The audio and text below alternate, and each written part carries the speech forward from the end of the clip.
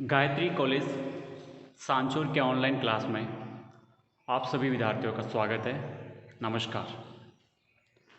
द्वितीय वर्ष राजनीति विज्ञान विषय के अंतर्गत हम अरस्तु को पढ़ रहे हैं।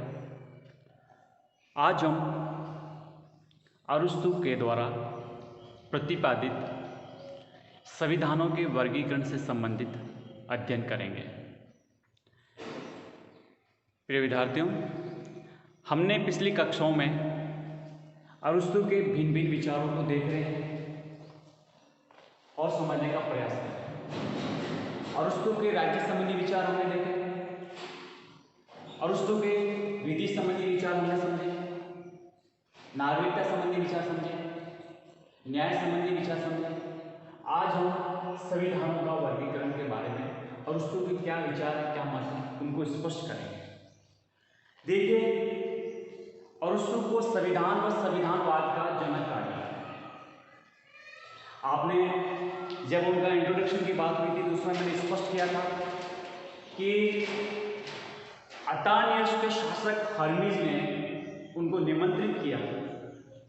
वहां रहकर उन्होंने व्यवहारिक राजनीति का अध्ययन किया। 158 देशों के संविधानों का उन्होंने अध्ययन किया और वहां पर उन्होंने व्यवहारिक राजनीति, शासन व्यवस्था के संचालन के स्वरूप को जाना और संविधान और संविधानवाद के महत्व को स्पष्ट किया। तो देखिए, सबसे पहले संविधान का नाम सुनते हमारे जहन में एक विचार पैदा होता है कि संविधान क्या होता है। आज के समय में, वर्तमान समय में जितने लोकतांत्रिक देश होते हैं, हर देश का अपना एक संविधान होता है, सर्वोच्च विधि होती है, उसके अनुरूप ही उस देश की शासन व्यवस्था का संचालन होता है। तो क्या हमारे राजनीति विज्ञान के प्राचीन काल में, यूनानी काल में, क्या इस संविधानवाद या संविधान के बारे में क्या उनके विचार थे, उसको प्रारंभ से अपन समझने का प्रयास करें। तो देखिए, अरस्तु के अनुसार संविधान का अर्थ है राजनीतिक पद, राजनीतिक व्यवस्था का ढांचा और राजकीय पद, इससे संबंधित एक मिला जुला स्वरूप। यानी इस बात को समझने के स्पष्ट कर रहे हैं कि राजनीतिक व्यवस्था का क्या स्वरूप है, किस प्रकार से शक्तियों का विभाजन है, किस प्रकार से इस संविधान के अंतर्गत सर्वोच्च शक्ति किसको प्रदान की गई है, शक्ति का अंतिम स्रोत कौन है, इन सब बातों का हमें स्पष्ट जानकारी मिलती है संविधान के इस वर्गीकरण के आधार पर। इन्होंने बताया है कि जो राजकीय पद है तो किन के पास है, उसकी क्या योग्यता है, तथा शासन के विभिन्न अंगों में क्या सामंजस्य है, किस प्रकार का उनमें संबंध है, किस प्रकार से शासन व्यवस्था का संचालन होता है, इन सब बातों का हमें एक एक करके पता चलता है। तो देखिए, अरस्तु ने जो संविधानों का वर्गीकरण किया है वो दो स्वरूपों में किया है, दो प्रकार से। एक संख्या के आधार पर, एक नैतिक आधार। संख्या के आधार पर तौर पर समझ सकते हैं कि क्या एक व्यक्ति का शासन है, शासन व्यवस्था का संचालन कोई एक व्यक्ति कर रहा है, शासन व्यवस्था का संचालन कुछ लोगों का समूह कर रहा है, कुछ लोगों का ग्रुप कर रहा है, या शासन व्यवस्था बहुत, मतलब यूं कह सकते हैं कि बहुत समुदाय के लोगों के द्वारा शासन व्यवस्था का संचालन किया जाता है।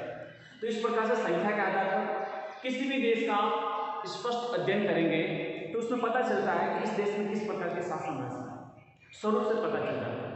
तो उन्होंने विभिन्न प्रकार की शासन व्यवस्थाओं का एक प्रकार से वर्गीकरण किया, वर्गीकरण करके बताने का स्पष्ट किया कि किस प्रकार से शासन व्यवस्था चलती है और किस प्रकार से उसमें स्वरूप में बदलाव आता है और किस प्रकार से ये स्थायित्व और फिर पुनः परिवर्तनशील होती है। इस बात को उन्होंने स्पष्ट किया।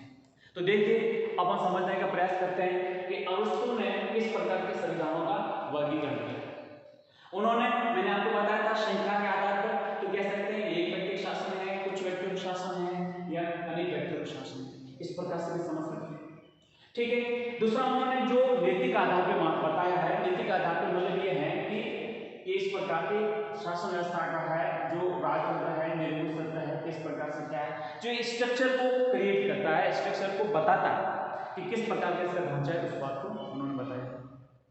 तो देखिए, सबसे पहले हम ये समझने का प्रयास करते हैं कि जो एक व्यक्ति का शासन होता है, अब आप प्राय देखिए कि एक व्यक्ति मतलब संपूर्ण शक्ति किसी एक व्यक्ति में निहित है। शासन की संपूर्ण सत्ता, जिसमें कह सकते हैं कि बहुत ही सरलीकरण या आधुनिक व्यवस्था के अनुरूप इसको जोड़कर समझें तो कह सकते हैं कि व्यवस्थापिका, कार्यपालिका, न्यायपालिका सभी शक्तियां किसी एक व्यक्ति में समाहित होती है। तो स्पष्ट होता है, बिल्कुल क्लियर है कि सब कुछ शक्तियां किसी एक में है। ऐसी शासन व्यवस्था राजतंत्र होती है। कौन सी होती है? राजतंत्र। राजा होता है, राजा सर्वोच्च होता है, राजा के पास सब कुछ शक्तियां होती है, सभी निर्णय राजा करते हैं, अंतिम निर्णय राजा करते हैं, राजा का निर्णय अंतिम और सर्वोच्च होता है, उस निर्णय को कोई बदल नहीं सकता। तो ये कहलाता है राजतंत्र। ठीक है, प्राचीन इतिहास का आप उठा के देखेंगे तो सबसे लंबे समय तक शासन व्यवस्था रही है तो राजतंत्र रही है। कौन सी रही है? राजतंत्र। ठीक है, अब राजतंत्र में मतलब जो कार्य किए जाते हैं सामान्य हित को ध्यान में रखकर काम किए जाते हैं, सामान्य हित को सर्वोच्च स्थान दिया जाता है। सामान्य हित संपूर्ण राज्य के अंतर्गत रहने वाली अपनी जनता, अपनी जनता के हितों को सामने रखकर ही शासन कार्य संभाला जाता है। राजा अपना व्यक्तिगत हित नहीं देखेगा, राजा सार्वजनिक हित, सामान्य हित को ध्यान में रखकर काम करेगा, तब तक राजतंत्र सही ढंग से चल पाएगा, किसी प्रकार की कोई दिक्कत नहीं आती। लेकिन फिर धीरे धीरे धीरे समय के साथ, क्योंकि देखो शासक है, उसका भी अपना परिवार होता है, उसका भी अपना कुछ स्वहित होते हैं, तो कभी कभी क्या होते हैं, जब शासक स्वहित से या व्यक्तिगत हितों की पूर्ति करने में लग जाए और सामान्य हितों की अवहेलना करने लग जाए, सामान्य हित कोई बिल्कुल अवहेलना करे, जनता को प्रताड़ित करे, जनता को दुखी करे, जनता को परेशान करे और केवल अपनी भोग विलास की दुनिया में व्यस्त रहकर अपने हितों की पूर्ति करने में लग जाए, कानून को या प्राकृतिक तौर पे जो कानून की एक अवधारणा होती है सबका तिरस्कार करना शुरू करें, सबका अपमान करें, अपने आप को सर्वोच्च माने, तो कह सकते हैं एक प्रकार की तानाशाही पे उत्तर आ जाए। तो जो इस प्रकार का जो विकृत रूप हो जाता है शासन व्यवस्था का, वो होता है निरंकुश तंत्र। कौन सा तंत्र? निरंकुश तंत्र, यानी एक प्रकार की तानाशाही, अधिनायकवाद आज के समय में अपन कह सकते हैं, वो होता है। तो लेकिन ये कौन सा है? ये विपरीत रूप है, ये अच्छा नहीं माना जाता। किसी भी राज्य के लिए ये शासन व्यवस्था अच्छी नहीं मानी जाती है। बात स्पष्ट है। शुद्ध रूप में सामान्य हित में काम करता है, राजा प्रजा एक समान होते हैं, प्रजा को अपना ही परिवार माना जाता है, तो जो शासन व्यवस्था सही ढंग से होती है वो राजतंत्र होती है। लेकिन जब अपने व्यक्तिगत हितों की पूर्ति में लग जाए और अराजकता वाली स्थिति पैदा हो जाए तो वो होता है निरंकुश तंत्र। स्पष्ट। अब सेकंड, कुछ व्यक्तियों का शासन, कुछ मतलब गिने चुने लोगों का, गिने चुने लोगों का एक समूह, मतलब शासन व्यवस्था कुछ लोग मिलकर संचालित करते हैं। कई बार होता है, कई देशों में इस प्रकार की शासन प्रणाली रही है कि कुछ लोगों का समूह मिलकर एक प्रकार से शासन व्यवस्था का संचालन करते हैं। तो जो शासन व्यवस्था कुछ लोग मिलकर जो काम करते हैं, अगर उसमें भी सामान्य हितों को तवज्जो दी जाती है, सामान्य हित को महत्व दिया जाता है, अपने राज्य के अंतर्गत अपनी जो जनता है उसके सब प्रकार के दुख दर्द समस्या चुनौतियां सबका समाधान हो और जनता के लिए सब कुछ काम करे, तो वो कहलाता है कुलीन तंत्र। कौन सा कहलाता है? कुलीन तंत्र। ठीक है, लेकिन कुलीन तंत्र में कई बार क्या होता है कि इसमें जो लोगों का समूह है वो किसी व्यवस्था से तो जुड़े हुए नहीं कि उनके ऊपर किसी प्रकार की और कोई शक्ति होती है, ये अपने आप में सर्वोच्च होते हैं।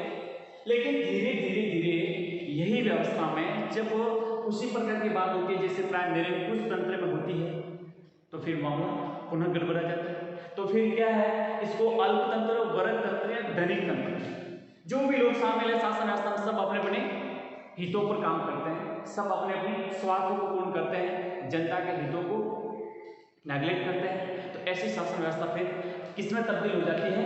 अल्पतंत्र कह सकते हैं, वर्ग तंत्र कह सकते हैं या धनिक तंत्र कह सकते हैं। इस प्रकार की शासन व्यवस्था इसमें बदल जाती है। तो ये भी शासन का विकृत रूप माना जाता है।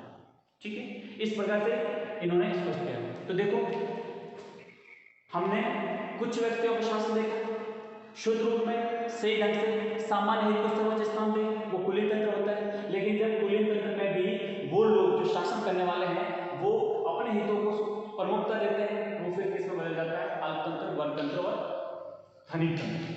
ठीक है, ये हुआ।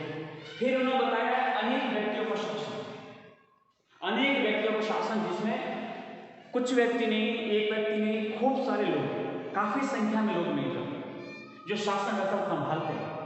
उनके लिए कोई निर्देशक के तौर पर कोई विधि होता है, विधि को सर्वोच्च महत्व दिया जाता है कि हम जो भी लोग मिलकर, अनेक व्यक्तियों के जो समूह है, हम सभी लोग किसको महत्व देते हुए, विधि को, विधि को महत्व देते हुए, और विधि में जो उपबंध है उसके अनुसार शासन व्यवस्था चले और सामान्य हित के कार्य करें, तो वो कहलाते हैं संवैधानिक तंत्र।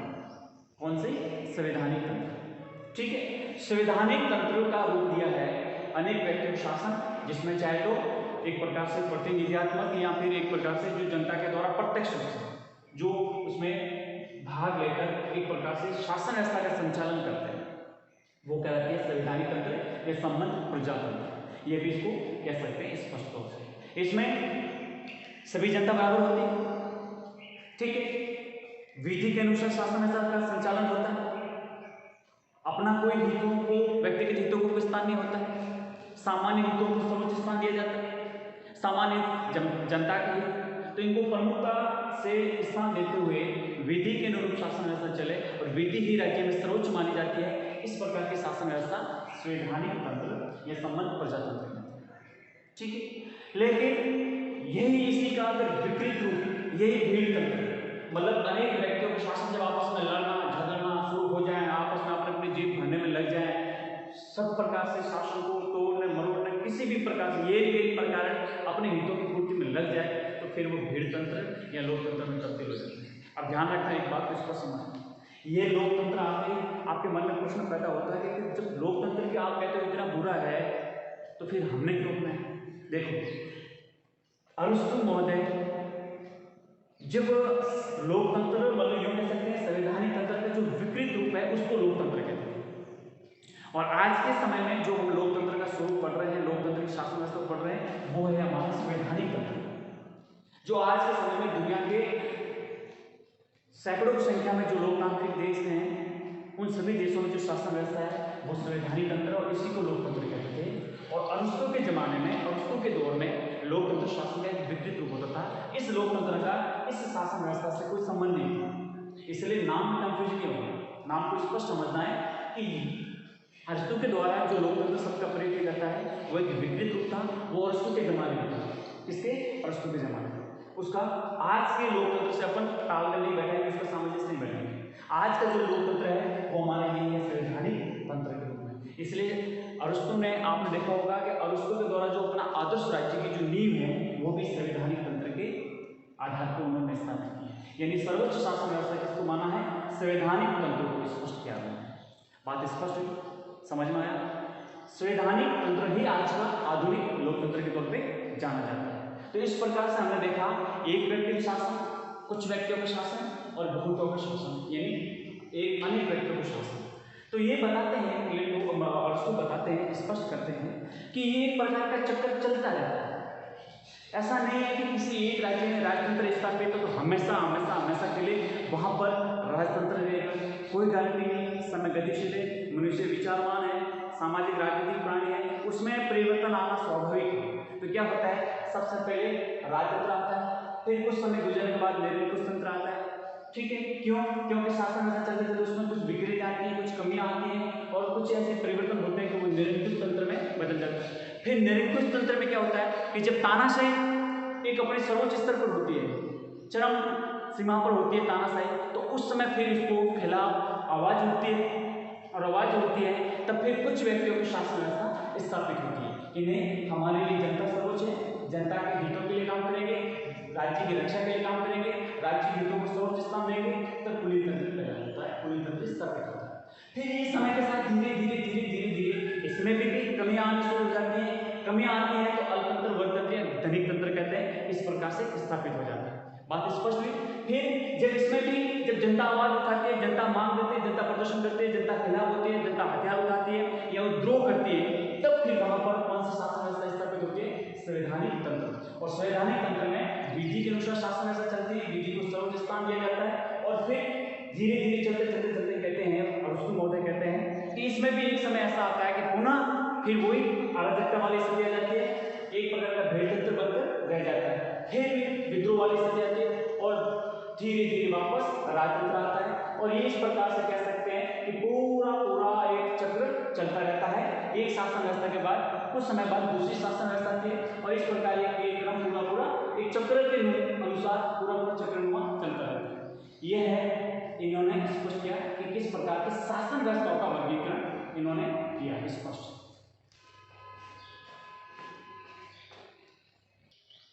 अब देखिए अरस्तु के द्वारा जो संविधानों का वर्गीकरण किया है, इसका कई हमारे राजनीतिक आलोचकों ने इसका पूरी तरह से आलोचना करने का स्पष्टीकरण किया है। वे कहते हैं, आलोचना करते हैं कि यह एक प्रकार से सरकारों का वर्गीकरण है, संविधान का नहीं। किसका वर्गीकरण है? सरकार का। राजतंत्र एक शासन व्यवस्था, निरंकुश तंत्र शासन व्यवस्था है, कुलीन तंत्र, ये सब प्रकार की सरकारें होती हैं। इनका वर्गीकरण है संविधान का नहीं, विधियों का नहीं, संविधान का नहीं है। दूसरा, इसमें कोई नवीनतम कोई रूप नहीं है, मौलिकता का अभाव, मौलिकता का अभाव। दूसरा, आपने ये जो वर्गीकरण किया है, ये एक प्रकार से कह सकते हैं इसमें वैज्ञानिकता का भी अभाव है। ये कोई तर्क संगत या फिर कह सकते हैं कि इसमें किसी प्रकार का पर्यवेक्षणात्मक या इस प्रकार की कोई वैज्ञानिक पद्धति को लागू वाली बात नहीं होती है, इसलिए उन्होंने इस बात को भी बताया। दूसरा, इन्होंने संविधान, राज्य, सरकार, इन्होंने स्पष्ट अंतर नहीं किया। संविधान क्या होता है, राज्य क्या होता है, सरकार क्या होता है, किस प्रकार से इनका आपस में जो संबंध है, ऐसा उन्होंने ऐसा कोई स्पष्ट मतलब विवरण नहीं दिया है, या उसको कह सकते हैं कि स्पष्ट विभाजन नहीं किया। ये बात भी स्पष्ट होती है यहाँ पर। दूसरा, इन्होंने प्रजातंत्र को उचित स्थान नहीं दिया, प्रजातंत्र को भी ज्यादा उचित महत्व प्रदान नहीं किया है। तो कह सकते हैं कि इन्होंने वर्तमान लोकतांत्रिक शासन व्यवस्था को भी तो उन्होंने कम स्थान दिया है। ठीक है। दूसरा, जो उन्होंने राजनीतिक या राजतंत्र का जो चित्रण किया है, वो भी एक प्रकार के काल्पनिक है। ये जरूरी नहीं होता है कि हर राज्य का ऐसा ही हो, ऐसी प्रकार से अच्छी व्यवस्था करेगा या फिर सामान्य कुछ स्थान प्रदान करेगा। ये कहना भी एक प्रकार से त्रुटिपूर्ण होगा, स्पष्टीकरण नहीं कर सकते। ठीक है। दूसरा, इन्होंने ये जो परिवर्तन चक्र बनाया, परिवर्तन चक्र ये मतलब इस प्रकार से ये पूरा अपने आप में बदलता रहेगा। ये चक्र बताया, ये जरूरी है क्या कि राजतंत्र के बाद निरंकुश तंत्र ही आएगा, फिर उसके बाद कुलीन तंत्र ही आएगा, या फिर उसके बाद अल्पतंत्र भी आएगा? कोई गारंटी नहीं। कभी भी हो सकता है इसके बाद ये आ जाए, इसके बाद ये भी आ सकता है, या हो सकता है इसके बाद ये भी इधर आ जाए, ऐसा कुछ नहीं है। इसलिए ये पहले से कहना है कि नहीं, एक प्रकार से क्रमबद्ध रूप से इस प्रकार से होता रहेगा, तो ये कोई कह नहीं सकते कि हाँ ऐसा ही होगा। ठीक है। दूसरा, अरस्तु ने जो जिस प्रकार से ये वर्गीकरण किया है, आज के जमाने में आज के संविधानों पर ये पूरा खरा नहीं उतरता है, पूरी तरह से खरा नहीं उतरता है। इसलिए हमारे कई राजनीतिक चिंतकों ने इसकी आलोचना की है कि अरस्तु के द्वारा जिस प्रकार से ये संविधानों का वर्गीकरण किया है, आज के समय में पूर्ण तरह खरा नहीं उतरता है। ठीक है। तो इस प्रकार से कह सकते हैं कि इसकी आलोचना अलग अलग राजनीतिक चिंतकों ने किया है। फिर भी अपन इसको देखें तो एक प्रकार से कह सकते हैं कि पहली बार राजनीतिक चिंतन के इतिहास में, राजनीतिक चिंतन के इतिहास में पहली बार किसी राजनीतिक चिंतन में एक प्रकार से वैज्ञानिक वर्गीकरण करने का प्रयास तो किया, शुरुआत तो हुई, और इसके द्वारा ही हमारे बाद में जितने राजनीतिक चिंतक आए, सभी ने उसी से प्रेरणा लेते हुए इसको विस्तृत करने का काम किया, इसको और भी स्पष्ट करने का काम किया। तो कह सकते हैं कि हमारे राजनीति विज्ञान में बाद के मध्यकालीन या आधुनिक जितनी भी राजनीतिक चिंतक है, सबके लिए एक प्रकार से नवीनतम जानकारी और उनका एक प्रकार से बेस बनाने में महत्वपूर्ण भूमिका निभाती है अरस्तु के द्वारा संविधानों का वर्गीकरण। इस बात को हमने आज स्पष्ट